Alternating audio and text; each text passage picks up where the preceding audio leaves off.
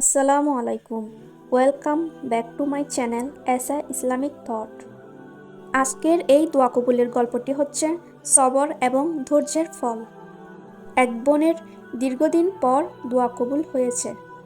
বোনটি বলছিল, আমি 2015 সাল থেকে বিয়ের জন্য চেষ্টা করছিলাম। আল্লাহকে বলতাম, দোয়া করতাম, কিন্তু আমার দোয়া কিছুতেই কবুল হচ্ছিল না। 2019 সালের দিকে এসে খুবই সিরিয়াস হয়ে পড়ি বিয়ের জন্য। মানসিক অস্থিরতা, হতাশা, ডিপ্রেশন সব কিছু মিলিয়ে জীবনটা বিষে উঠেছিল। আল্লাহর কাছে কাকুতি মিনতি করে বলতে থাকতাম। বিয়ের জন্য কত রাকাত নফল নামাজ যে পড়েছি তার কোনো হিসাব নাই। তারপরেও দোয়া কবুল হচ্ছিল না। দোয়া কবুলের সময়গুলোতে দোয়া করতে শুরু করলাম। ইফতারের আগে, আজান এবং ইকামতের মধ্যবর্তী সময়ে, বৃষ্টির সময়ে এবং শুক্রবারে আসরের পর থেকে মাগরিবের আগ পর্যন্ত সময়টা নিজের জন্যই রাখতাম, কারণ তখন দোয়া কবুল হয়। তাহাজ্জুদ নামাজে দোয়া করতাম, রোজা রাখতাম, আর বিয়ের জন্য যেসব আমল আছে সেগুলা করতাম। পাশাপাশি বদনজর এবং বিয়ে বন্ধ করে রাখার জাদু কুফুরির জন্যও রোকেয়া করতাম। তারপরেও কোনো কিছুতেই কাজ হচ্ছিল না। দিন দিন মানসিক হতাশা এবং অস্থিরতা আরও বাড়তেই ছিল। কিন্তু আমি নিরাশ হইনি। আল্লাহ সুবহানাহু তাআলার উপর আমার পূর্ণ বিশ্বাস ছিল। নিশ্চয়ই আল্লাহ সুবহানাহু তাআলা আমার জন্য ভালো কিছু রেখেছেন ইনশাআল্লাহ। তখন কোরআনের মোটিভেশনাল আয়াতগুলো পড়ে শান্তি পেতাম। যেমন, নিশ্চয়ই আল্লাহ তোমাকে এত বেশি দিবে যে তুমি খুশি হয়ে যাবে। আল্লাহ ধৈর্যশীলদের সাথেই আছেন।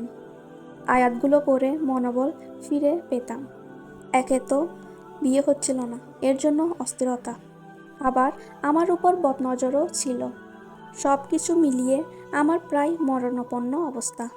আমার স্বাস্থ্য, চেহারা দিন দিন খারাপ হচ্ছিল। গায়ের রং কালচে হয়ে যাচ্ছিল। এই সময়ে আমার পরিচিত কোনো আত্মীয় স্বজনের সামনে যেতাম না, কারণ আমাকে দেখলে সবাই বলতো মেয়ের একই অবস্থা। যে মেয়েকে দেখলে চোখ জুড়াতো, এ মেয়ের এ কেমন অবস্থা।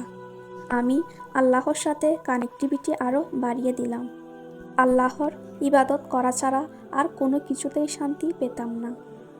আলহামদুলিল্লাহ, আলহামদুলিল্লাহ, আলহামদুলিল্লাহ। দীর্ঘ 8 বছর পর আল্লাহ সুবহানাহু তাআলা আমার দোয়া কবুল করেছেন। আল্লাহকে বলতাম, আল্লাহ, আমি তো আপনার সন্তুষ্টির জন্য বিয়ে করতে চাই, চরিত্র হেফাজতের জন্য বিয়ে করতে চাই। আমাকে সাহায্য করুন। আশেপাশের কত মানুষ হারাম সম্পর্ক নিয়ে ব্যস্ত। আমি তখন জায়নামাজে বসে হালাল সম্পর্কের জন্য প্রার্থনা করতাম। আলহামদুলিল্লাহ, আমি একজন ভালো মানুষ পেয়েছি। আল্লাহর দরবারে অনেক অনেক শুকরিয়া। যে সমস্ত ভাই এবং বোনদের বিয়ে হচ্ছে না, তারা এখান থেকে অনেক কিছু শিক্ষা নিতে পারেন। কারণ এ গল্পের মধ্যে আমরা যেটা দেখতে পাচ্ছি, একদিকে যেমন তিনি আল্লাহর প্রতি তাওয়াক্কুল করেছেন, ভরসা করেছেন, ঠিক অন্যদিকে পরিস্থিতি খারাপ হওয়ার সত্ত্বেও তিনি সবর এবং ধৈর্য ধারণ করেছেন। আর দোয়া কবুলের গুরুত্বপূর্ণ বিষয় হচ্ছে আল্লাহর প্রতি তাওয়াক্কুল করা এবং সবর বা ধৈর্য ধারণ করা।